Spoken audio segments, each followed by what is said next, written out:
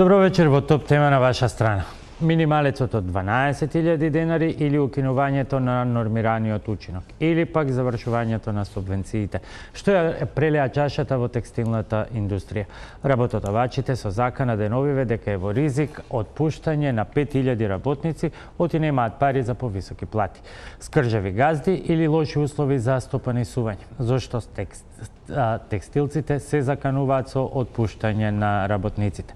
Не сакаат да скратат од профитот или не можат рентабилно да работат? Или конечно што ги помати сметките?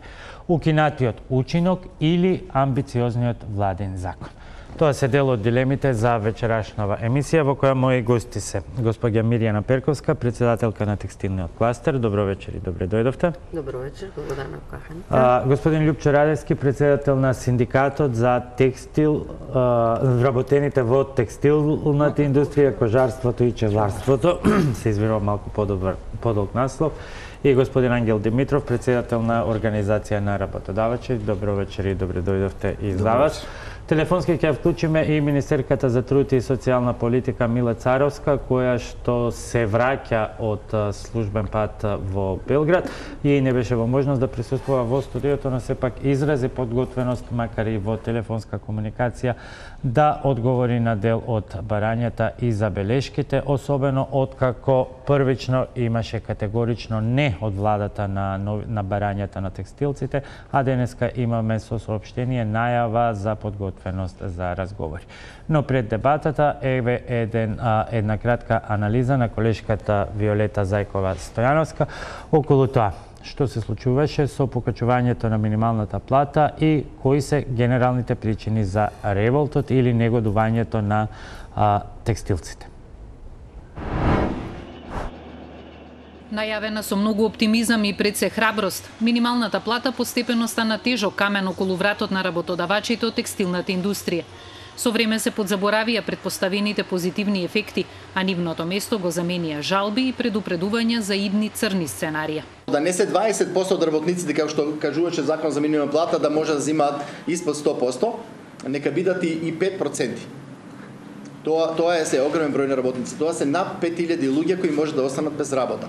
Зошто да останат без работа? Затоа што работодавачот не може вечно да ги дотира тие плати на послабите работници. Минималната плата беше изгласана во септември 2017 година и од тогаш до денеска собствениците на текстилните погони постојано тврдат дека таквата обврска им била наметната, иако беше договорена на економско-социјалниот совет.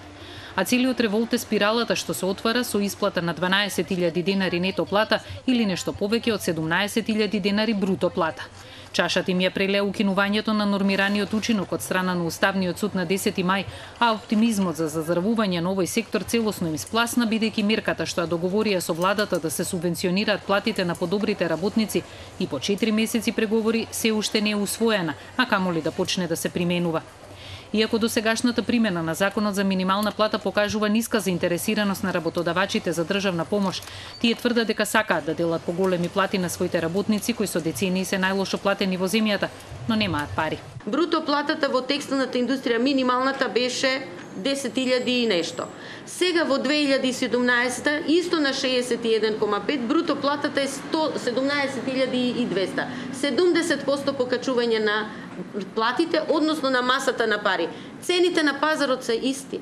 Значи еврото е исто, еврото било за 3 евра 61,5, тоа се од 180 и нешто денари, не ме фаќате за збор. Вие ќе треба да дадете и да исплатите плата од 10.000 и треба да исплатите плата сега од 17 и нешто. Кажете ми од каде да ги најдеме? Кажете, не знам зашто имате таква представа дека текстилците се експлоататори, дека таму условите се многу тешки и сето тоа. Сликата за работодавачи и експлоататори веројатно е најасна во очите на работниците, а кај јавноста особен револт предизвика еден од работодавачите кој се обиде да објасни зошто мора да вози поскап автомобил. Не може земјоделците 100 милиона да земаат, а ние да земаме 0 и да излезе некој министер и да каже па вие возите джипови. Каков е тој одговор? Тоа е смешка. Па денес у 21 век бизнисмените одат со авион на пат, не со джип. А ако дојде некој партнер од Зара газдата или од Манго, па вие мислите ќе го возиме ние у југо? Па тој веќе никогаш нема да влезе овде. За да се спаси текстилната индустрија како носител на економскиот раст, работодавачите засилено притискаат владата да им покрие 50% од придонесите за работниците.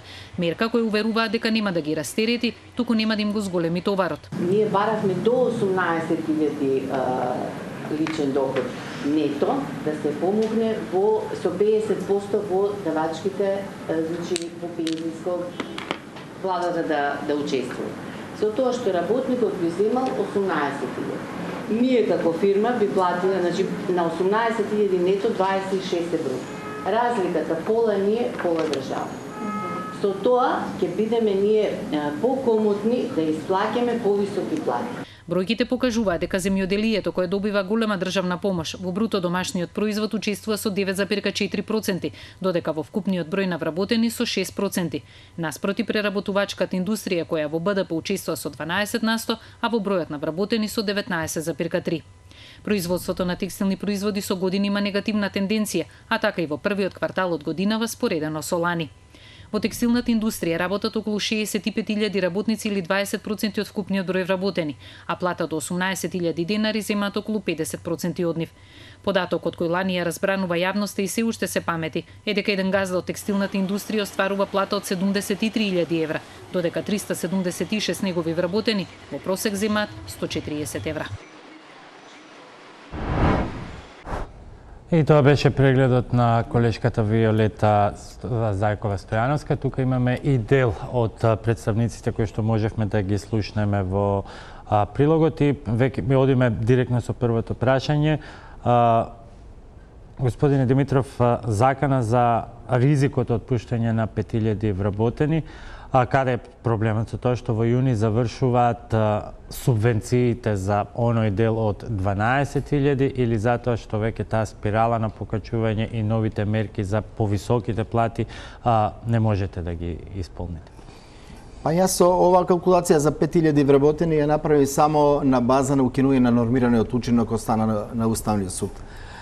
Значи, нормираниот учинок треба на сите да не е јасно дека не е нешто ново што оваа влада го воведе со измена на закон за минимална плата, туку уште во крајот на 2009 година, кога прв во Македонија се воведе закон за минимална плата, значи социјалните партнери се договорија со владата дека е потребно за овие сектори да има нормиран учинок.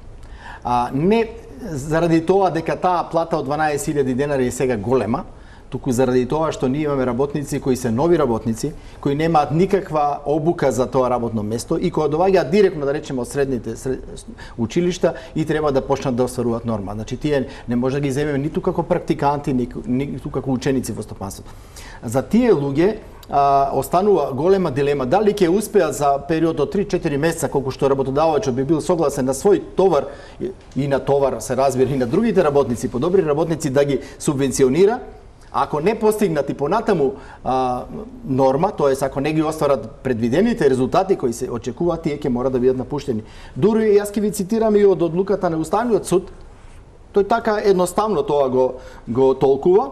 Прво кажува зошто го укинува нормиран учинок, најмногу ради еден пропус, а тоа е дека тој вели дека критериумот да утврдување на критериуми од страна работодавачот во соработка со работниците или со синдикатот не се прецизни, тоест не е кажано дали тоа ќе се утврди со колективен договор на ниво компанија и како тоа синдикатот ќе учествува во тие критериуми. Не еднаквата позиција на вработените, бидејќи во иста компанија со ист тип на производство може кај вас нормата да биде одреден број на кошули 10, кај другиот да биде 20. Точно тоа можеше да се попрецизно каже, да речеме, на еден начин ќе се стимулира формирањето на синдикални организации, дека за да имаш нормиран учинок ќе мора во правилникот да учествува синдикалната организација во утврдување на критериумот. На тој начин ќе го стимулиравме синдикалното движење во Македонија за кој сите велиме дека е на многу ниски гранки. Јас само да довршам како едноставно Уставниот суд сега го толкува.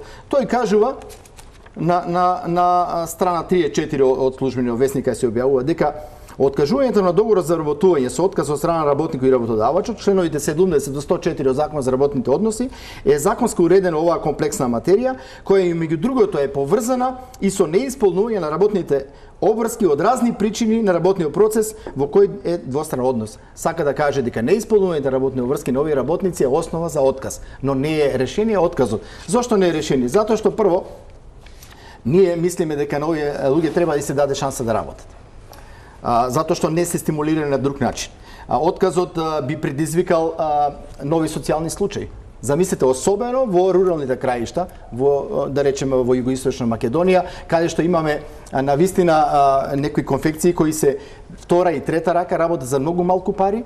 Во такви услови, на таква лоша инфраструктура таму, тие луѓе со 10.000 денари ќе бидат задоволни да работат. Контратезата е дека нормираниот учинок беше инструмент за засилена експлоатација и манипулација и инструмент за манипулација во рацете на собствениците. Бидејќи на тој начин едноставно не се знае кој пие, кој плаќа, односно која е вистинската норма и што треба тоа да бидат исполнување на условите за работа, за работникот да си ја заработи и таа минимална плата. Баш поради ова сега што го рековте, владата беше свесна за тоа и во измените на Законот за минимална плата од мината година се воведеа критериуми кои требаше да го спречат ова однесување на некои работодавачи, што ја не велам дека не постоеле такви во Македонија. Како се тоа се обиде влада да го спречи? Значи прво мораше да има правилник са критериуми утврдено заедно со страна на работниците. Второ, работодавачот не можеше да каже сите работници не исполнуваат норма. Значи тоа беше ограничено на најмногу 20% од бројот на вработени во компанијата. Да, меѓутоа сето тоа е завршена приказна, тоа е завршена приказна. Укина тоа во име на еднаквоста пред законот и сега нема враќање. Што е тоа, еве и од двајцата една финансиска пресметка, бидејќи се чини дека ова е точката која што го почнува она прелевање на чашата кај вас. Што е она во еве низ бројке, низ една плата која што тој минимален учинок неговото укинување го смени во вашето работење? Знаете што 20% како што беше претходно не е некоја голема бројка. Сменувањето беше уште со воведувањето на минималната плата. И цело време она што го зборуваме е дека не е проблем да се исплати минималната плата на 20-30 вработени во поголемите фирми, односно некој 5 до 10%. Што е проблем? Проблемот е спиралата, проблемот е и ова што го зборуваме сега, компаниите не се во можност да го зачуваат разликата на учинокот на вработените во текстилните компании и да тие бидат реално наградени во однос на минималната плата. Значи, она што го зборуваме од почетокот, тоа е таа спирала. Значи, и цело време овие барања што ги поставуваме... Меѓутоа има и податоци дека голем дел од субвенциите кои што се однесуваа на првиот дел на минималната плата до 12.000 денари не беа искористени. Зошто? Затоа што имаше многу пречки. Затоа што токму и тоа јас сакав да ви го поставам, иако не сум таа што ја водам емисијата, меѓутоа еве вие како медиум да направите едно истражување зошто е тоа така. Ја имаме министерката Царовска на линија, но еве прво и краток коментар од синдикатот. Она што главно се коментира е дека собствениците не се задоволни заради ги симплифицирам, поедноставувам стереотипите во јавноста, не се задоволни заради наметнатите повисоки плати со закон и нивните експлоататорски апетити. Како изгледа тоа од перспектива на синдикатот? Се вака, јас околу поимот минимална плата, ние мора да рачунаме дека тоа е еден минимум на кој што треба да се гарантира испод кој што не може да се исплати плата во стопанството. Она што во текстилот се примени како плата која што се дава званична, мислам дека тука малку ја изгуби суштината, дека до 12.000 и тоа е на гарантирана плата. Тоа е минимум испод кој што не може коефициент единица. Значи се понатаму во колективен договор и со законот за работни односи е предвидено да секој друго работно место погоре да биде повисоко платено. Коефициент е 1,2, значи 20% погоре да биде платата, 1,30 да биде со 30% поголема платата, а оно што има единица коефициент да дојде да има 12.000 на тоа да се догради стажот, сите оние додатоци, ноќна смена, прековремена работа и тоа, а не дека до 12.000 да дојде платата. Ќе ги разговараме тие детали, но да не ја држиме министерката на телефон и да не го оптоваруваме буџетот со роаминг трошоци, бидејќи во меѓувреме еве владата излегува и со нови мерки. Министерке, добро вечер, дали се слушаме? Благодарам еве што и на молам. Благодарам што и на овој начин прифативте да се вклучите во вечерашната емисија. Ги знаете реакциите, барањата се испорачани од поодамна. Оно што е специфично, првиот ваш став, кажа на 1 јуни, беше дека барањата на текстилниот кластер се неприфатливи за владата. Денеска од владата излегува со соопштение дека во кое се вели владата целосно ја разбира сензитивноста во текстилниот кластер и како и досега ќе продолжи да им помага на работодавачите да ја поддржат спиралата на покачувањето на платите. Ве предомисли нешто или поинаку го читаме соопштенијата?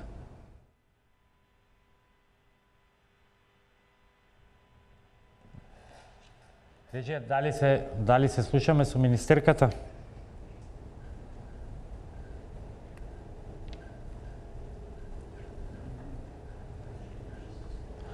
Очигледно ја изгубивме министерката Царовска на линија.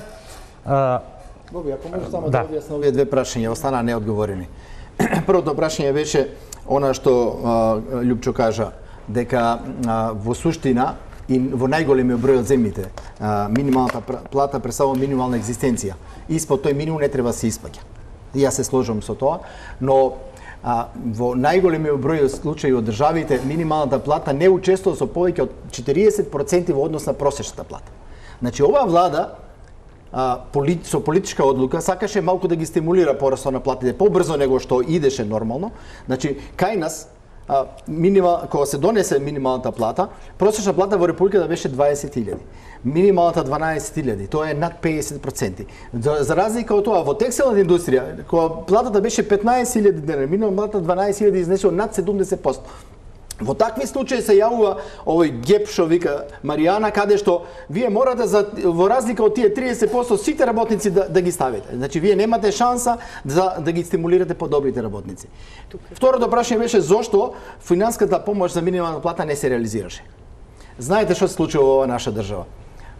Некојаш кога владите имаат и добри политички одлуки и која ги прифаќаат нашите ставови. И во првиот случај дека за минималната плата требаше одредено прилагодување, поранешната влада стави период на усогласување со 3-4 години да ги стигнеме другите.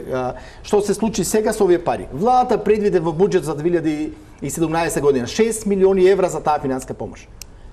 Но кога законот требаше да се имплементира, кога се спушти на пониско ниво на службеници, нека и министрите, и тие, како вие што рековте, не гледаат како експлоататори, и сакаа сега на милион начин да спречат да некој да земе.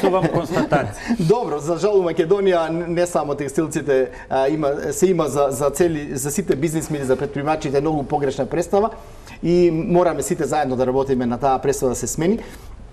Што се случи? Значи, Министерството на финансии приправи на софтверот при УЈП воведе некои критериуми кои воопшто не беа претходно предвидени. Да речеме, не може да земат финанска помош работници кои се вработеле во тие 3 месеца, кои беа основа за пресметка на помошта. Значи, јануари, февруари, март 2017 година, ако се вработи работник во февруари или во март, тој софтверот го исфрлеше. Зошто? Неоправдано, не можело просек, немал просек од 3 месеца, има просек од 1 месец. Второ, работници кои биле на болување во тој период, исто еден период, тие исто ги исфрли софтверот. Добро, меѓутоа тоа беа во глобала технички проблеми. А технички, ама знаете што донесува тие проблеми? Ја имаме Царовска ќе ни добро вечер уште еднаш. Значи, моите гости вечерва се Ангел Димитров од Организација на работодавачи, Марија Перковска, текстилен кластер и Љупчо Радевски, председател на синдикатот. Работодавачите велат дека мерките кои што ги имале и во почетокот, субвенциите кои што завршуваат во јуни, не можеле да ги искористат поради вина на државата. Коментар? Да, благодарам Боби по однос на вклучувањето во емисијата. Поздрав до сите таму. Сакам да нагласам дека оваа влада заедно со социјалните партнери, а тоа се синдикатите и работодавачите, преку социјален диалог ја донесе минималната плата од 12.000 денари и тоа во сите гранки. И тоа е за прв пат во историјата на Македонија да се покачи минималната плата и да истата биде усогласена во сите сектори. И на масата на која што се носеше таа одлука, не седеше само Министерството за труд и другите министри од владата, туку седеа и работниците и работодавачите. Мерката затоа и даде ефект. Токму затоа сите внатре предложени мерки за како ќе се оствари ова минимална плата беа исто така утврдени со нив, затоа и беше предвидена субвенција која што истите може да ја употребат. Министерке се извинува министерке, еве сега гостиве велат повеќе не можеме да го издржиме ова, а државата не успеа да ни ги даде субвенциите и затоа тврдат бил мал одзивот и барањата за поврат на средства. Кој е вашиот коментар за ваквите тврдења?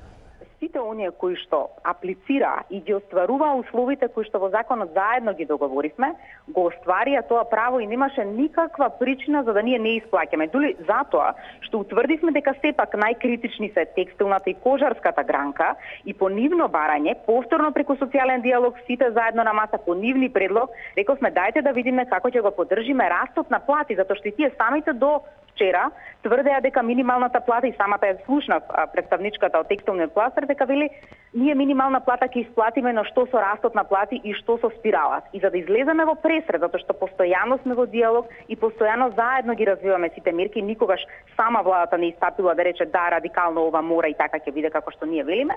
Велиме окей, ќе ги поддржиме растот на плати до 18.000 денари по барање на работодавачите и тоа со поддршка од 30% на покачувањето на платата во трудоинтензивните гранки. И сега морам да кажам дека токму со ова покажавме дека излегуваме во пресред на работодавачите. Мерката треба да стартува до крајот на јуни, како што ветивме заедно со нив на првомајската седница на економско-социјалниот совет. И социјалниот диалог е жива материја. Токму затоа ние велиме во ред, еве да седнеме повторно ако сметаат дека понатаму треба да се дискутира за ова прашање затоа што платите ќе се покачуваат и постојано ќе има раст на плати, кон тоа се движиме, да го покачиме квалитетот и стандардот на живење во Македонија. Тоа е невозможно ако не сме сите партнери согласни на истото, а тоа е редистрибуцијата главно. И затоа со тоа постојана комуникација сега и преку таа министерска работна група ќе направиме се за да ги отвориме прашањата и за да го подобриме квалитетот на живење на граѓаните. Но морам да кажам дека мерката која што искреиравме со поддршка од 30% за платите до 18.000 денари, се заедно со работодавачите ги слушаме постојано. Ангел е дел од сите работни групи и токму заедно утврдивме дека да, со ова нема да се оштети ништо во државата, а работодавачите ќе бидат покриени. Така да мислам дека да го видиме ефектот од мерката која што ќе треба да стартува сега, а понатаму сме отворени за сите следни мерки кои што тие ги имаат како предлог, а впрочем и оваа мерка излеза како предлог на работодавачите. Ве молам само накратко да останете на линија. Госпоѓа Перковска не се согласува со вас и смета дека овие нови мерки кои што ги предложи владата за поддршка на таа спирала на раст, дека нема да го дадат очекуваниот ефект. Имате конкретно прашање и коментар? Не е конкретно прашање, тоа е само еден коментар. И министерката знае дека уште во старт, да, факт е дека има позитивен одзив како никогаш до сега за однос на текстилната индустрија, тоа е факт.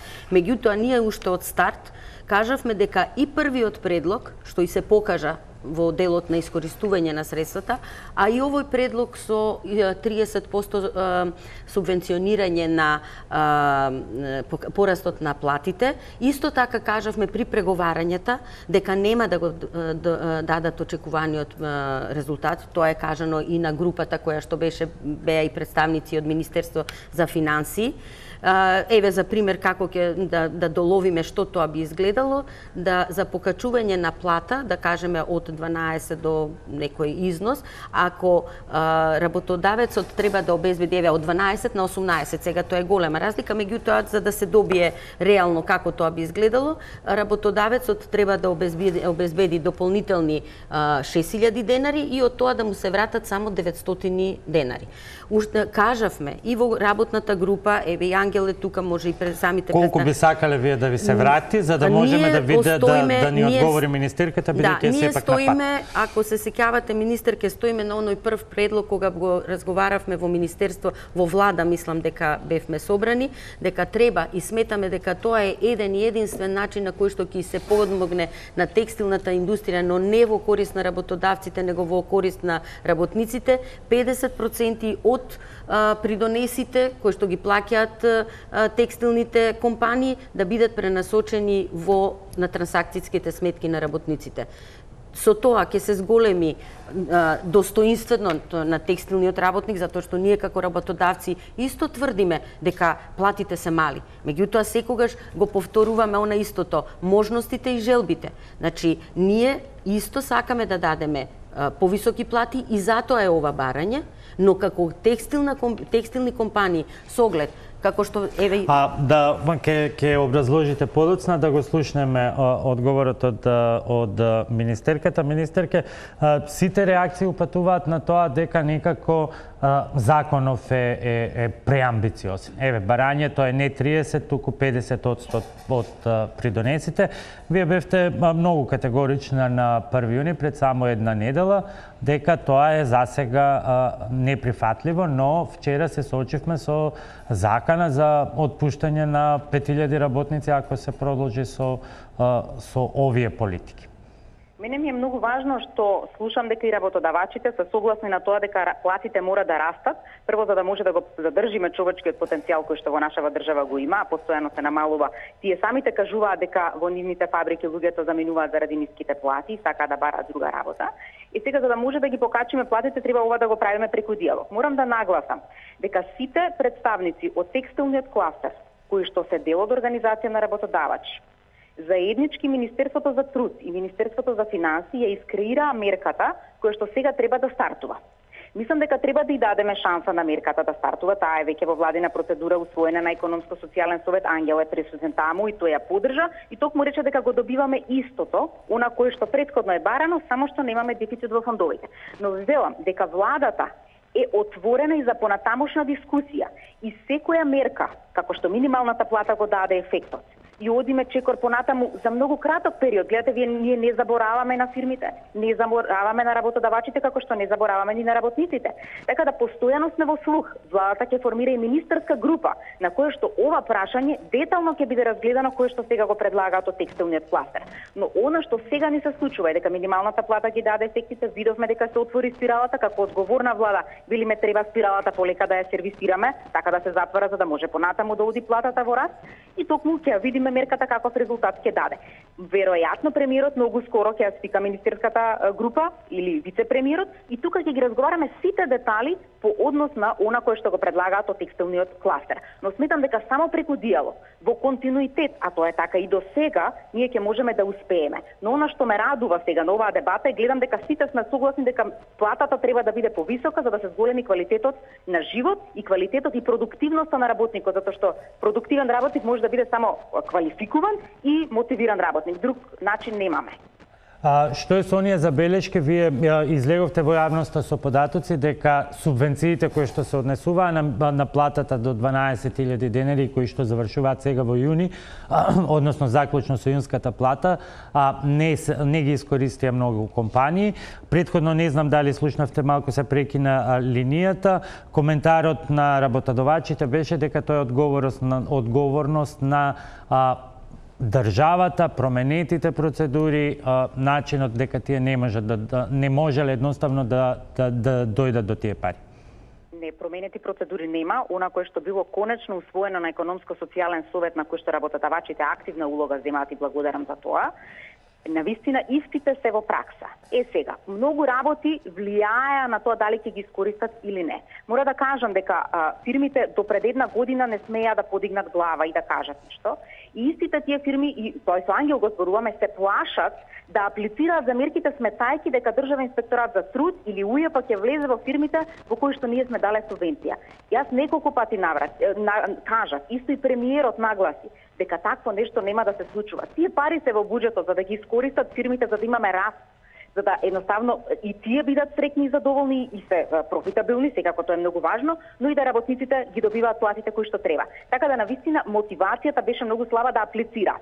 Втора работа е дека самите сметководители имаше дел кој што доаѓа кај нас фирми, вика сметководителите ни посочуваат да не аплицираме за мерката, повторно дека ќе дошол некој да следи. Втора работа е дека некои фирми, посебно поголемите, користат мерки предходно од Македонија вработува 1, Македонија вработува 2, а во законот јасно се договориме со работодавачите дека некој што користи веќе субвенција на ослободување од придонеси не би имало логика да користи ваква субвенција. Не смете од две места да добивате субвенции. Димитров има забелешка, се извинувам. Во околу овој дел повелете со коментар. Ова е точно што кажува министерката. Значи, најголем дел од компаниите се плашеа да аплицираат, но дел од компаниите и заради невозможноста да, ја не велам дека е крив оној што го прави софтверот, но да речеме законот предвидува дека минималната плата е основна плата, без додатоци. Но софтверот во ИЕП не можеше да ги издвои додатоците за прековремен работа, за работа на празники и така натаму, па вештачки тој просек за тие 3 месеца се зголеми. Така да и тоа учествуваше на тоа да дел од компаниите и се намали бројот на работници кои можеше да аплицира. Значи ова е многу сложен проблем. Може ли да заклучиме дека сте имале пари? Бидејќи сте ги исплаќале без проблем, не сте платите, не сте реагирале на воочените проблеми. Значи сте имале пари како очигледно дека работодавачите тогаш оваа мерка, оваа помош не и беше толку неопходна и тие на свој терет ги исплатија тие плати, но пак ќе спомна дека во тој момент важеше одредбата од 20% од вработените да имаат понизок остварен учинок. Сега веќе тоа е сменето со одлуката на Уставниот суд. Само ако може да кажам, ова што го зборувате, тоа и го збориме ние дека минималната плата го тврдува фактот дека не е проблем исплатата на минималната плата. И тоа ние уште од старт го зборуваме. Проблемот е спиралата предизвикана. Значи нас сега ни е со наложувањето на минималната плата дојде до пореметување на така не сјајната продуктивност во текстилните компании. Но владава ви нуди 30%. Зошто сметате дека тоа не е доволно? Не, исто така не е доволно. Затоа што тоа не е доволно за да повторно се обезбеди таква спирала како што би требало да биде. Затоа што не можете да му дадете толку на добриот работник колку што заслужува. Синдикален став, па завршен коментар од министерката за да ја ослободиме, бидејќи сепак патува. Не би се сложил никогаш како претседател на синдикат за текстил, кожа и чевли на одредените предлози кои што го дадува кластерот и организацијата на работодавачи. Секогаш и на кој начин, било од која страна, работникот секогаш да биде тој кој што ќе сноси целиот свој терет. Сега видите, има еден нов предлог од кој што со оној придонес кој што 50% не би го платиле, би им ги покриле по зголемувањата на платата. Што тоа значи? Дека пак текстилниот работник оставате во една неравноправна положба кога ќе биде пензионер. Пак ќе биде граѓанин од втор ред. Па тогаш ќе му се намали пензискиот фонд. Треба да владата да ги префрли, да ги рефундира. Тоа е и барањето. Ние не бараме таман работа. Значи тие се тие средства, тие се тие. Кога ве слушав тоа така беше, да не се да вие ги ставите во плата. Не, работникот да ги добие, а придонесите да си ги рефундира владата, да нема пореметување во пензиите на работниците. Зашто? Апсолутно. Едва се изборивме. Ама со тога ништо не сме добиле. Да постигнеме, да постигнеме да видат работници од втор ред, бидејќи Ангел добро знае дека текстилците 4 години каска за другите гранки, кои што веќе имаја 10.500, а ние со еден во општиот колективен договор, со измени и дополнувања со анекс договор, ние ги ставивме во втор ред. Јас секаде на сите меѓународни конференции барав и со владата, и со едните и со другите, бидејќи тогаш имаше и технички влади и не знам кој, како овие работници да се стават во категорија како и сите други работници, да не бидат работници од втор ред. А за сите оние мерки кои што понатаму ги превзеде владата и државата, дека имало можност за 20% покачување на платата, тоа и се договорија на Економско-социјалниот совет и тоа си продолжи понатаму да се применува. Министерке, очигледно различни ставови, всушност освен вас од оправдани причини овдека нама ги има сите партнери во Економско-социјалниот совет, меѓутоа ставовите се очигледно различни, се што почнува како нов концепт, дел завршува со јунската плата, дел почнува со јулската плата, меѓутоа над тоа еве виси и заканата од отпуштање на работници. Ке може ли да се најде компромис? Јас мислам дека дебатата ви е одлична, навистина ми е жал што не сум таму да присуствувам, затоа што консензус по тоа дека платите треба да растат и поддршка постои е веќе на маса. И самата представничка од текстилниот кластер кажа дека тоа е спирала која што ние ја сервисираме. И тоа не е нешто што денеска завршува. Ако излегуваме од една поддршка која што сме давале точно за минималната плата, токму во месецот кога таа завршува, ние почнуваме со нова мерка. Тоа покажува дека го следиме детално процесот и дека ги сервисираме потребите. Даваме мерка која што ќе го поддржи растот на плати, така, која што стартуваат на крајот на јуни, и дека сме отворени за дискусија за се што ќе следи понатаму, затоа што никогаш тоа нема да заврши. Мислам, тоа е жив процес кој што сите заедно треба да го следиме и нема потреба од страх. Ангел знае дека и ние како Министерство за труд, Министерството за финансии, владата, премиерот, сите сме отворени да се среќаваме многу често, да дискутираме и не само да затвориме дискусија, туку носиме заклучоци и истите заклучоци ги гледаме во пракса. Така да не гледам никаква причина од страх кај ниедна засегната страна и токму затоа и премиерот испрати порака. Тука сме отворени, слушаме, ќе седнеме заедно, министрите ќе договорат што после имплементацијата или во текот на имплементацијата на оваа мерка, можеби ќе се дополниме со уште некоја мерка ако се утврди дека навистина се појавува ризик. Не гледам причина од страх и дискусијата е жива, отворена и продолжува понатаму. Министерке, моето завршно прашање, со што се соочуваме? Со преамбициозен закон на владата, со скрџави газди во текстилната индустрија или како што работниците и синдикатите ги нарекуваат дури и со експлоататорски амбиции или лоши услови за стопанисување во оваа гранка? Вака ќе морам да кажам дека јас сум застапник на социјалниот диалог, ама вистински верувам во него. И со прст никогаш нема да покажам на ниедна страна. Затоа што во тој диалог не за џабе е трипартитен. Едните без другите не можеме и е невозможно да има економски раст во нашава држава ако сите страни не се согласни за политиките што ги носиме. И така е водам политиката и тоа максимално се трудам да сите ги слушнам. Затоа нема да покажам со прст, мислам дека ефектите се видливи, позитивни веќе, работниците се посрекни, работодавачите учествуваат во сите процеси и тие ги сервисираат платите. И првава мерка која што доаѓа сега за сервисирање на растот, ќе ја видиме каков ефект ќе даде, таа многу скоро ќе почне. И првиот месец ако тврдиме дека стварно нешто не функционира, веднаш сме флексибилни затоа што тоа не е закон. Не станува збор за закон, станува збор за програма на влада со цел да кажеме дека да, парите кои што беа насочени за минимална плата ги пренасочуваме кон раст на платите за да може да ги искористат и правиме максимум да заеднички со нив ги адаптираме условите да што повеќе може да ги искористат парите. Тие пари не се да ги прикажеме за да се ги вратиме назад во буџет. Тие пари се за да излезат од буџет и влезат во стопанството, затоа што ние сакаме да има раст.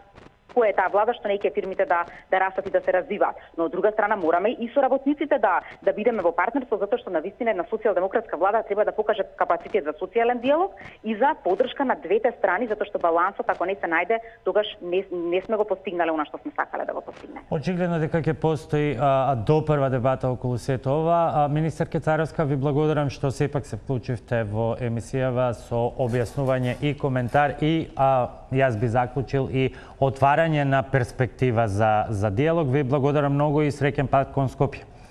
Благодарам многу за вклучувањето. Значи, тоа се коментарите. Ве охрабрува ли сега оваа подготвеност за диалог и сметате ли дека може да се најдете во она што досега го предлага владата или останувате стрикно на тоа што го посочивте вчера? 50% или луѓе не знаеме што ќе биде, може сите дома да си одат? Јас упорно уште од старт и останувам на тоа што сме го заклучиле како представници на кластерот, дека и оваа мерка, еве, ќе видиме, ќе се пушти во, мислам, 1 јули, како што кажа министерката. Меѓутоа, повторно, еве, и лично, не очекувам дека ќе има некои резултати. Сметаме дека ова барање, што беше првично, значи ова барање уште од август месец 2017 година, уште со самото донесување на Законот за минимална плата.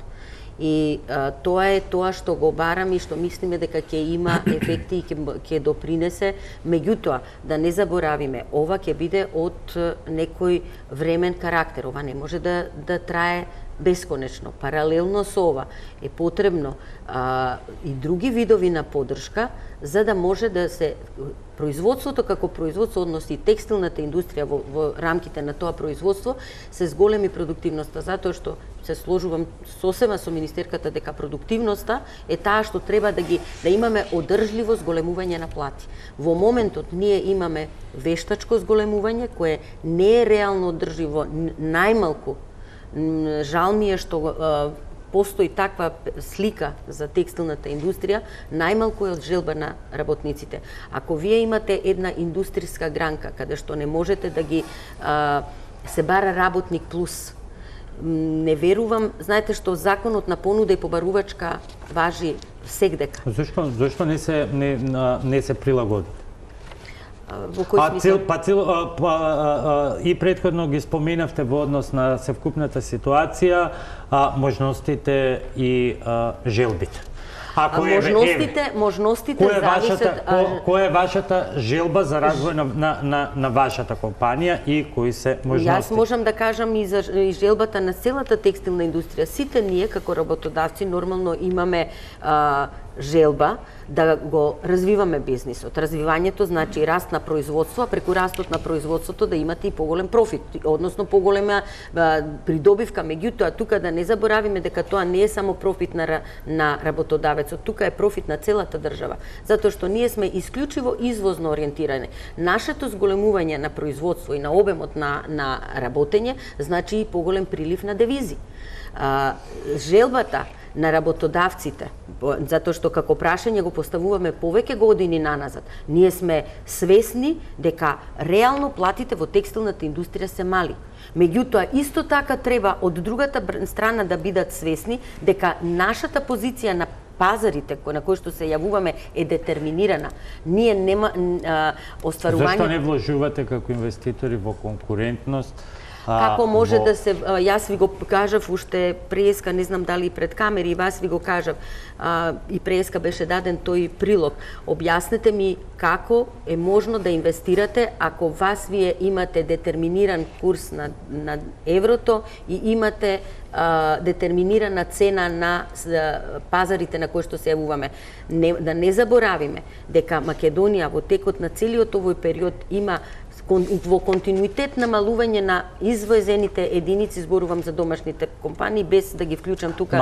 Тој податок укажува на голем проблем во самата индустрија и во конкурентноста на самата индустрија. А конкурентноста може да се реши меѓу другото со иновации, нови технологии, посовремени машини и така натаму. Тоа е веќе друга тема. Ако почнеме и во тој дел да зборуваме, ајде да ги анализираме. Вака поедноставено се извинувам, веројатно господинот Радевски тоа ќе го објасни и по-конкретно, меѓутоа она општа слика, вие може да кажете дека е стереотип кој што владее во јавноста, е дека вие сте си и вие, еве лично, ајде да не биде за цела индустрија, бидејќи сте тука, па можете и да ми одговорите, дека еве сте си испланирале еден солиден бизнис кој што може да ви донесе, нормално за тоа инвестирате, мора да ви донесе и профит, при тоа калкулирајќи дека работната сила ќе ја плаќате по 8-9 илјади и тука завршува се. Апсолутно погрешно. Прво, еве ако мене ме прашате, во континуитет се ја вулгаризирам сликата која што владее за индустријата. Апсолутно. Во континуитет. Значи не постои производство. Прашањето е дали помалку или повеќе и колку брзо ќе се движите во тоа подобрување на условите. Ако вие во производството останете на едно ниво, тоа може да трае неколку години, после тоа конкуренцијата ве јаде. Кај нас и еден друг проблем има. Ние имаме многу висока старосна структура. Мислам дека просекот беше околу 47 години во вработените во текстилната индустрија, што исто така влијае на продуктивноста. Друго, еве да земеме за пример, јас веќе сум 100 пати сум го кажала ова, Бугарија, Албанија, Босна сега, значи во ниедна држава, организирана држава, не постои производство кое се развива само по себе. Стихиното развивање е каскање. тука треба да има еквити фондови, треба да има банки со сосема други камати, треба да има грантови. Значи се тоа средства кои што го стимулираат развојот. Еве, вие ми поставивте прашање. Зошто не се отвараат тие прашања, бидејќи ако ние гледаме перспектива, а очигледно бројките покажуваат дека имаме 65.000 работници или 20% од вкупниот број на вработени, зошто целата гранка се остава да тоне, сведувајќи ја на ситна искористување на ситна манифактура на плати на ниво на феудални принципи. Ево да дам општа слика околу тоа. Факт е дека текстилот и кожарството се најтрудоинтензивни дејности. Значи со порастот на платите последните 5-6 години веќе учеството на трошоците за вработени во однос на вкупните расходи учествува скоро 80%, од 70 до 80% од вкупните расходи. Тоа доволно зборува за тоа дека платите и останатите трошоци вработени се огромна количина. Факт е дека во државите кои некојаш има развиен текстил, како што е Полска, Чешка и така натаму, сега нема воопшто текстил. Факт е дека Хрватска и Словенија веќе нема текстил. Тоа значи дека овие гранки може да обстанат само додека платите се на пониско ниво. Исто така факт е дека кај нас 80% од производството е лон, има скоро 90%, 79 нешто посто. И тоа е проблем на ориентираност. И тоа е проблем за ниската додатна вредност и ниските цени што ги добиваме, бидејќи ние не набавуваме сами репроматеријали и помошни материјали. У најголемиот случај, значи само 10% од компаниите има такво. Но што се случува овде? Значи не може само да ги гледаме, да го гледаме тој слободен пат. Од 2006 до 2015 година падот на бази индустријско производство од текстил е 80%. Од друга страна, за последните 4 месеца оваа година се додатни 4%.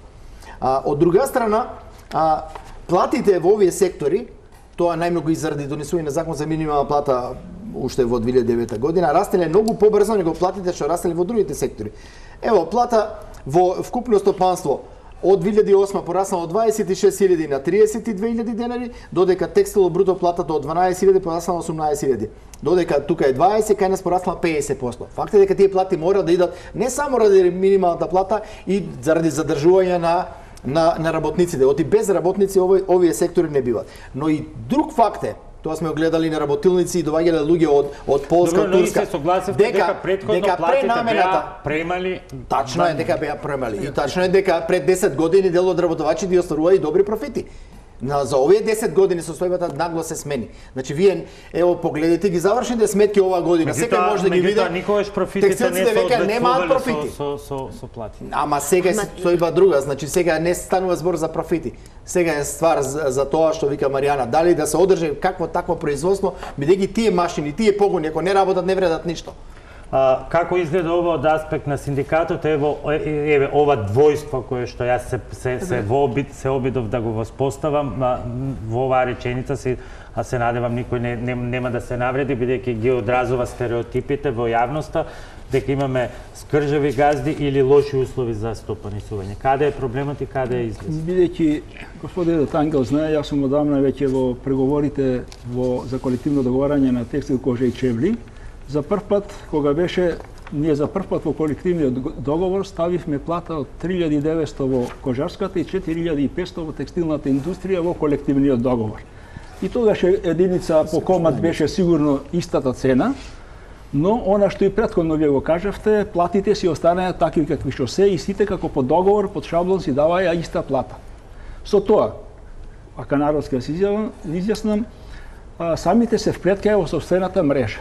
Луѓето почнаа да напуштаат за мали плати да не работат, текстилот го изгуби приматот и кај младите, значи веќе не постои заинтересираност, нити можете да го натерате за 12.000, бидејќи самото наградување или она што профитот бил задржуван кај работодавачите, не бил пласиран кон работниците, го стори она што сега имаме одлив на работна сила и ја немаме или е застарена работната сила. И нормално дека продуктивноста со тоа се намалува и по автоматизам веќе имаме бараме работници, не можеме да ги платиме, оние што се не може да изгledат норма, а тоа е резултат на она што до сега не беа доволно наградувани работниците, иако имаше услови за тоа и претходно да бидат наградувани. Господин Радевски и госпоѓа Перковска и господин Димитров, што е нормално, се многу чувствителни на онаа перцепција во јавноста која што постои кон текстилната индустрија и кон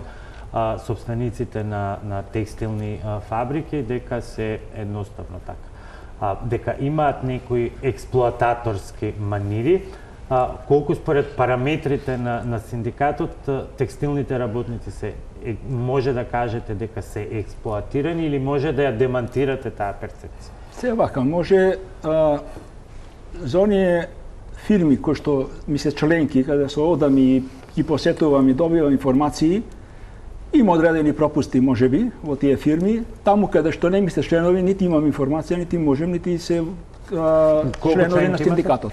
Па не околу 4200. И се можете замислите кој е па малку е, бидејќи кај многу газди не им одговара да има синдикат, бидејќи ќе ги дознаете сите оние таму аномалии кои што постојат, за она што и дискутираме вечерва, и што излага кај народот дека работниците во текстилната се експлоатирани.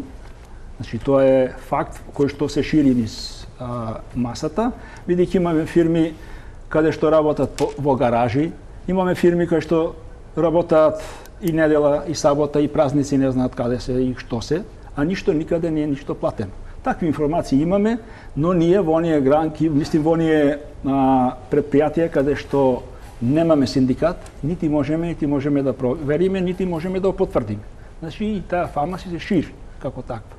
Затоа јас апелирам ја користам оваа прилика, да организираат, да имаат синдикат во сите работни организации, дури во оние кои што се во зоните, исто така препорачувам да имаат, не да бидат во интерно или внатрешно организирани, него некаде да се бидат вклучени, како што е организацијата на работодавачи и ние, само така можеме да бидеме појаки и посилни, да ги оствариме своите права и како социјални партнери и како работници од текстилот, кожашката и пчеларската индустрија. Имаме и неколку конкретни примери, ќе ги видиме во следниот прилог, но претходно имаме и обврска за реклама.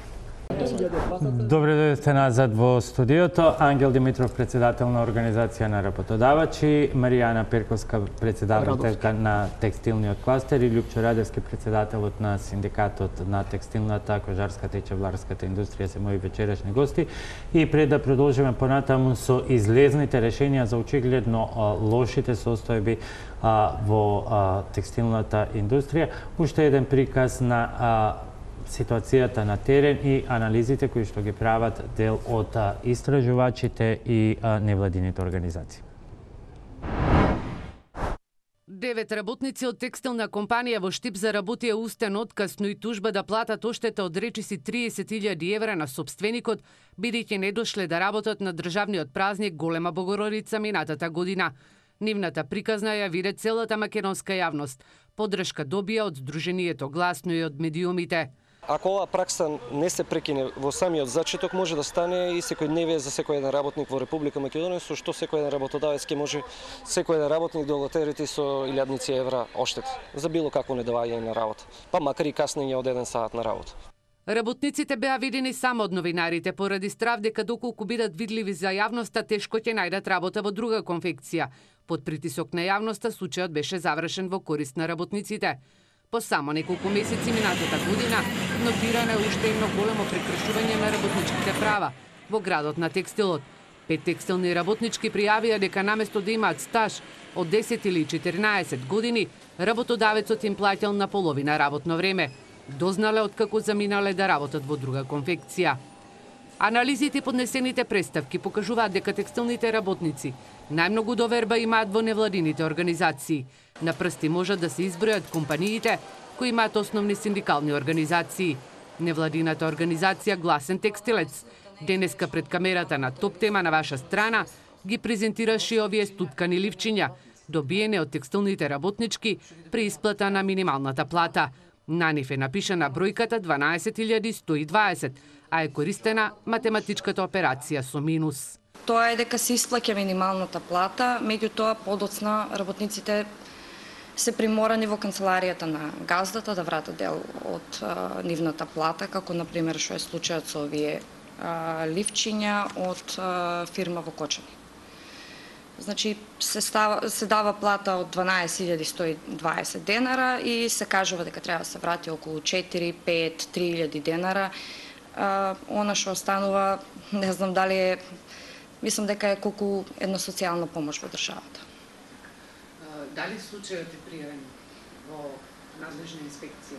Не е пријавен, бидејќи работничките се плашат. Сепак се работи конкретно за ова, се работи за една мала фирма, каде што работничките се плашат да го пријават тоа. Една да сака, другите не сакаат и тоа е тоа. И постепено го напуштаат тоа работно место, доаѓаат во странските компании овдека во Штип. Анкетите на двете штипски здруженија Гласен текстилец и Гласно покажуваат дека најголемите прекршувања кои ги бележат се неисплата на прековремена работа, некористење на годишен одмор, исплата на К15 од само 100 денари, бидејќи компанијата пријавила загуба и враќање на дел од минималната плата на рака на собственикот на конфекцијата. Беа поставувани прашања дали се почитува законот за минимална плата во тој дел. На тоа работниците одговориле дека големиот дел дека не се почитува законот, дека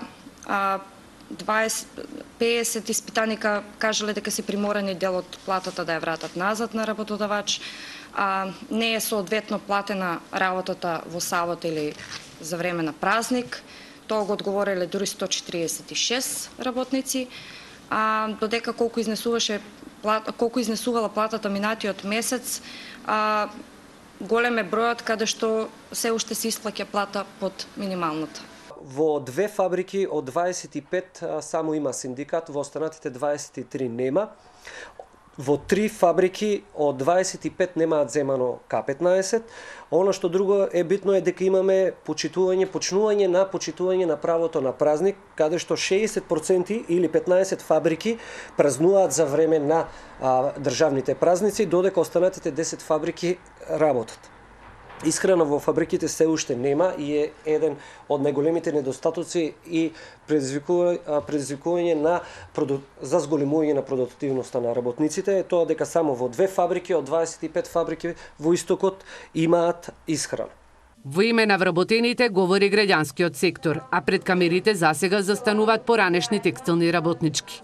Ивана Грозданова на првата текстилијада во Штип, преку монодрамата Сонот на обесправените, презентираше како работниците работат во текстилните конфекции. Значи имаме неплатено боледување, имаме кратење на годишниот одмор, недавање на К15, навредите се нешто секојдневно во ова индустрија. Анализите на универзитетскиот професор Андон Мејхошев, кој порано беше и прв штипски синдикалец, говорат дека во изминатите 25 години над 60 пати е менувано трудовото законодавство, од кои што над 40 пати се кратени работничките права. Ете, тоа беше уште еден приказ на делот со стојбите. Морам да нагласам во источниот дел на Македонија, но во исто време и првото прашање, па по првите коментари. Колку како бизнисмени во вашата фела, во струковите организации, разговарате и околу ваквите проблеми, бидејќи имаше и некои коментари во паузата, дека постои разлика и меѓу домашните фирми и странските фирми, што на крајот на краиштата е проблем, меѓутоа не е оправдување за... Апсолутно. Значи, пред се морам да кажам дека јас како работодавец би се засрамила да ова го правам. Имаме членки, посебно во Делчево, Берово, во тие поруралните средини, кај што има, дури ние имаме некои, ја знаеме компанијата, дури имало и обиди да се пријави, затоа што нас не ни е воопшто во интерес постоењето на ваквите компании. И ние би биле благодарни да сето ова се објави. Дури имавме еден предлог да на нашата веб страница направиме, ќе се смеете, меѓутоа листа на срамот, токму тоа да се истакнат сите овие компании кои што го нарушуваат угледот на текстилната индустрија. Јас како личност би се засрамила да на мој работен да му побарам да врати средства. Мислам, тоа е испод достоинството не само на работникот, него испод достоинството на работодавецот.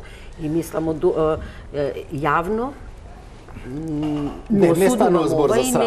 Дозволете ми да го објаснам малку подобро. Значи, меѓутоа тоа враќањето на пари застрашувачки кога вие го потврдувате. Не, слушайте се. Тоа значи дека знаете дека ваши колеги. Ама тоа зборува за сите нас во Македонија.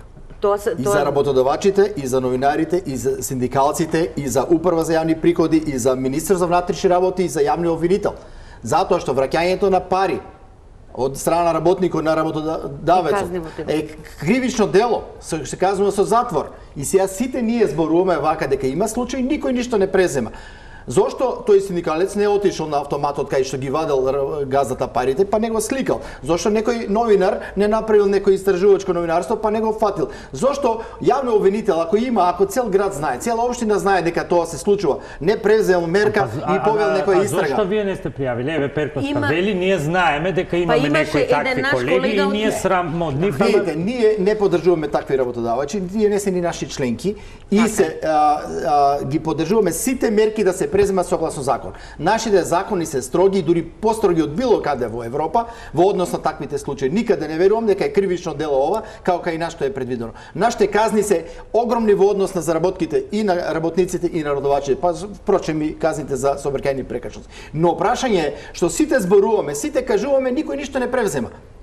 Зошто тој синдикалец само што сега кажуваше не каже која е таа фирма што го прави тоа. Туку викат во две фирми од 25 се случило тоа и тоа. Прво не кажува. Тоа е некоја анкета која не кажува дали е тоа во една општина, во три општини, колку компании, големи, мали компании, дали се компании со 250 работени. Јас еднаш кога го прашав во Штип која фирма тоа, не вика оваа анкета не е во Штип. Па каде?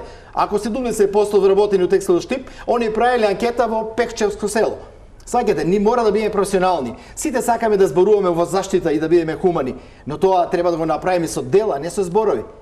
И затоа одговорност е на сите нас што се случува такви случаи. Но не смееме заради таквите случаи сите работодавачи ги ставиме во еден кош и да кажеме сите се експлоататори, сите не исплаќаат празники и така натаму. Тама работа. Ние, согласно закон за работни односи, имаме обврска да пријавиме во Министерството за труд и социјална политика дека имаме прековремена работа. Имаме обврска да пријавиме ако се работи на празни, бидејќи тоа не е кажнливо дело. Туку треба да се исплати плюс 50%.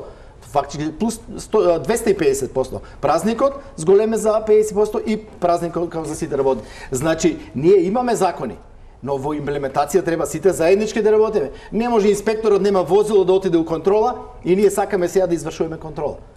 Сваќате? Значи, состојбата е многу посложена него некоја невладна организација која направила анкета од 25 фирми и сега на база на тоа правиме заклучок за целата текстилна индустрија во Македонија. Во Македонија, јас и преска реков, не само за текстилна индустрија. Жално е што некој имал идеја, вложил куќа или стан, земал кредит за да направи бизнис, вработил луѓе, го полни буџет со даноци, и на крајот доведува ситуација да му е срам да каже дека е бизнисмен. Зошто? Затоа што ќе рече, ама ти си експлоататор, ти не плаќаш даноци, ти си ваков, ти си таков. Развојот на капитализмот е на база на приватна иницијатива. Лежи одговорноста на лежи на едни. Меѓу другите и кај вас, бидејќи вие најмногу ги си се познавате меѓу себе. Да, ама ние можеме да зборуваме за нашите членки. Штитејќи некого, на крајот на криштата себе си поттикнувате не штитиме никого. Нека се докаже дали некој штитиме. Не можеме ние да изиграваме полицајци. Ние можеме да посочиме. Една наша членка отиде и посочи. Меѓутоа резултати нема.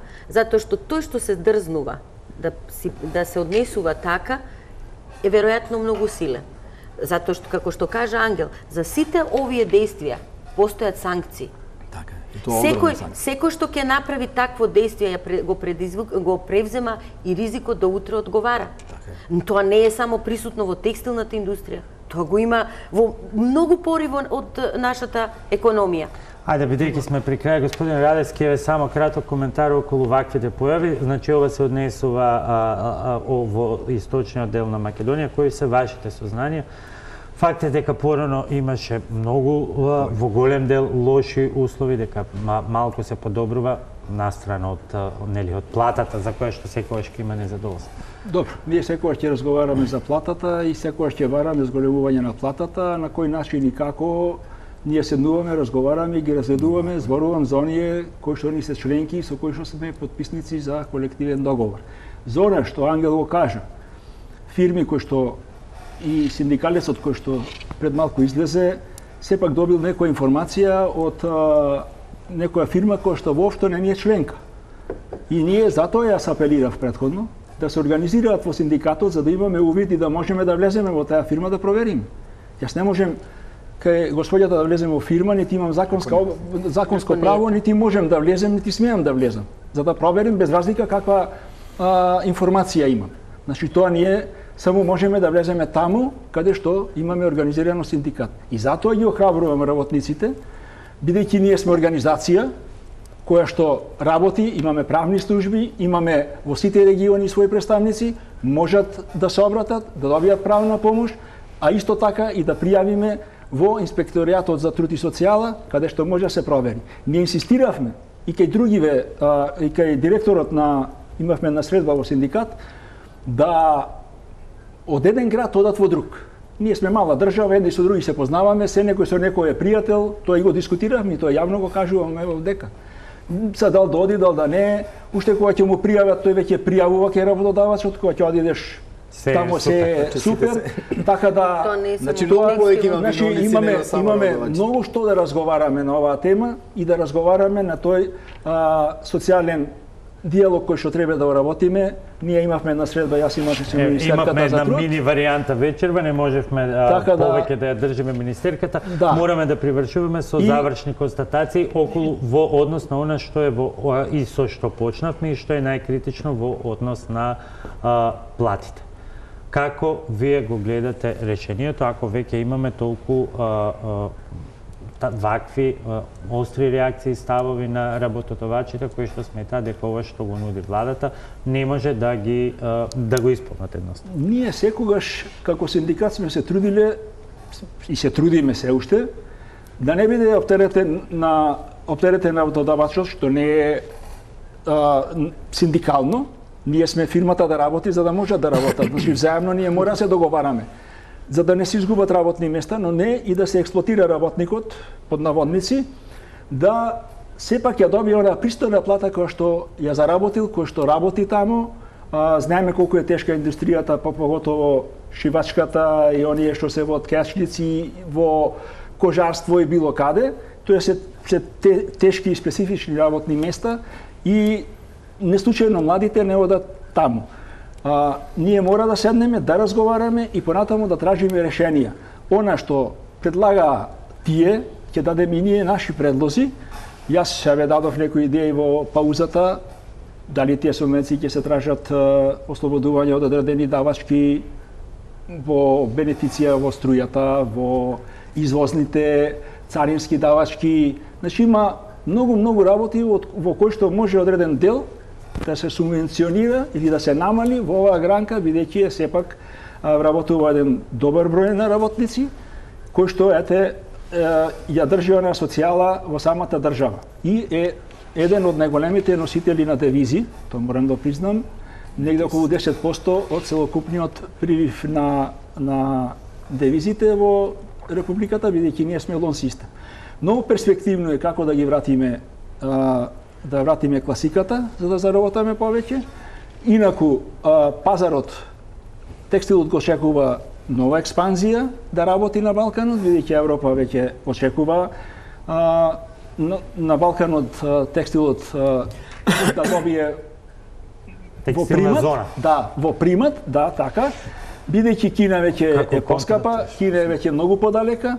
И ние овдека можеме, например, нарачката која што ќе нарачаат во понеделник до петок да направиме, а во следниот понеделник веќе да имаат во Германија, Италија, Шведска и било каде. И тоа е нешто што треба да го искористиме. Ние што треба тоа да го искористиме и можеби во цената која што како работодавачи треба да преговараат, би можеле овој момент да го искористиме, бидејќи ова се некои мои најнови сознанија. Дали ќе успееме во тоа ќе видиме, а со тоа и платата ќе се зголеми на самите работници. Димитров и Перков, може или не? Значи вака, платата мора да се зголеми. Тука работата како е створи услови да изголемиме платите, а да останеме конкурентни на светските пазари. Значи, сакам да кажам, да не се свати дека овие барања се барања на работодавачите од текстилната индустрија за да остварат профити и така натаму. Многу е поважна ова гранка за целата република него за работодавачите од текстил. Бидејќи немаме многу време, еве дозволете ми завршно прашање и за вас двајцата. Ако и двајцата констатиравте дека се согласивте, да, платите се мали, но можностите се тие, дури и ова што вие го барате, без оглед дали ќе бидат ќе останат успешни овие 30% на владата или ќе се согласите, ќе ги смените на 50%, сепак од целата дискусија ме наведува на заклучок дека тоа е повторно купи ден помини политика. Не трајно решение за цврсто застанување на оваа индустријска гранка на здрави нозе, за ние да можеме конечно да кажеме дека таа ќе носи добивка за сите и ќе имаме тука и платени работници и задоволни работодавачи и полна буџетска каса. Апсолутно. Значи, затоа и ова барање е за 3 години за акутно. Значи, ова е решавање на акутниот проблем. Превеска ги спомнав, доколку во целата оваа приказка не се вклучи зголемувањето на продуктивноста. Ние дури имаме и писма и дописи и со Министерството за образование. Ние сме свесни трудоинтензивна, значи човечкиот фактор е фактор број 1 во оваа индустрија. Во насока на промена на наставните програми, во насока на анимирање на младите во оваа индустрија, затоа што интенцијата и овие барања најмалку се барање за зголемување на профитот на работодавците. Напротив, ова се барања кои што треба да ја воспостават оваа индустрија на здрави нозе. Како? Кое е решението, бидејќи гледаме, ги имаме бројките за огромни средства во земјоделието без никаков ефект. Истото може да се случи и во текстилната индустрија. Апсолутно не, затоа што прво ќе се постигне зголемување. Парите се негде околу 20 милиона евра повеќе на годишно ниво, за текстилната индустрија зборувам, без кожарската, затоа што симулацијата е правена за текстилната индустрија. Апсолутно дека нема да може да се одржи ако нема инвестирање. Автоматизацијата е приоритет број 1, едната страна, и другата страна е промовирање на текстилната струка, односно професија, како нешто перспективно. Сосема е точен податокот дека текстилот е во експанзија, тоа го покажуваат многу позитивните искуства што се случуваат. Беше Бугарија веќе не надмина многу. За пример ќе ви кажам дека една жена обслужува 2 до 3 автомати, затоа што огромни средства беа дадени на текстилните компании во Бугарија. Сега тоа почнува да се случува во Албанија, каде што придонесите, мислам дека дури има толку минимални 10%, мислам дека се придонесите на работниците во текстилната индустрија, тоа го дотира ова државата. Босна и Херцеговина е исто во голема експанзија. Странските они имаат проблеми со не едуцирана работна сила. Странските компании велат, ние сме спремни да инвестираме во едукација година и пол, 2, колку што е потребно, затоа што таму има работна сила. Таму имаат население кое што е спремно и сака да работи. Албанија е тука. Токму така се заокружува тој сегмент. Ние зборуваме и во таа насока да не остане Македонија црна дупка. Затоа што ако не е текстилот, повеќе пати сме го поставиле тоа прашање, која индустријска гранка ќе дојде на местото на текстилната индустрија и ќе го обезбеди овој девизен прилив што текстилната индустрија го Господин Ангелов, рецепт во 1 минута. Не помина време. Маријана нешто кажа, значи прво автоматизација. Што со тој начин ќе се зголеми продуктивноста, ќе се дават поголеми плати. Каде се тука сите оние нови мерки еве што ги најавува владата, фонд за иновации, кредита, поддршка за мали, средни предпријатија? Тие мерки, да ви кажам право, за текстило би биле минимални. Без разлика ние што добивме еден попус од владата во поглед на тоа дека критериумите за да учествуваме во субвенционирање на инвестициите, на опремата, нема да важи бројот на вработени, туку само приходите, но тоа се субвенционира 10% од набавената машина. Добро. Значи одиме минутка за рецептот. Рецептот е покрај автоматизацијата, владата мора да помогне поголем број од компаниите и вработените наместо да работат лон, да работат класичен износ, тоа е сопствени производи. Во првиот период да прават сопствени производи со туги брендови, а понатаму да се надеваме како што во Бугарија направија да имат и сопствени брендови. Само на тој начин текстилната индустрија ќе има поголема можност за поголеми плати, да ги задржи вработените и да остане конкурентна на светските пазари. Во спротивно, тие луѓе мене ми е многу жал, но ќе останат социјални случаи. Тие не можат да се преквалификуваат на 40-50 години во некоја IT индустрија или во некој друг пропулзивен сектор кој за жал уште не дошол во Македонија. Очигледно има уште многу прашања. Мене ми е жал што тука вечерва мораме да ја завршиме оваа дебата. Ви благодарам многу за учеството, а почитувани вам за вниманието.